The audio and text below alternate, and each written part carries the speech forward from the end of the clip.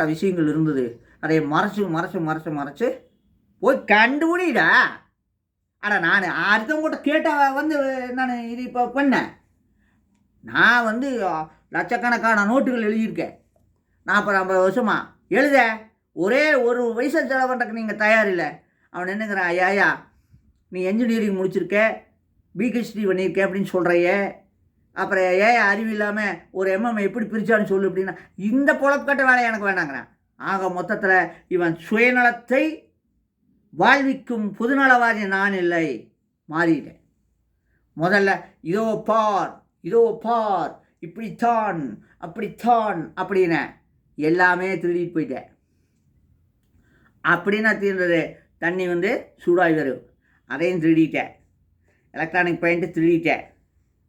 கோடிகளில் நட்டம் மட்டும் எனக்கு. தாய் தாப்பனுக்கு சோறு போட்டு நான் நடுத்தருவில் நிற்கிறேன், உஷாராயிரு. தாய் தாப்பனுக்கு சோறு போட்டு நடுத்தருவில் நிற்கிறேன், உஷாராயிரு.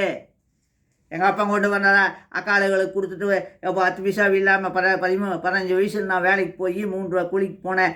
ஒரு ப்ரொஃபஸர் வந்து சொன்னார், அருமையாக பாடம் நடத்துகிற, நீ டியூஷன் ஆரமே அப்படின்னா. அதனால தான் நான் டெவலப் ஆனேன். கோடியாக சம்பாதிச்சேன். அத்தனையுமே கொண்டுட்டு போய் அவளுக்கு கொடுத்துட்டான். அவள் என்ன ஒழுக்கம் இல்லாத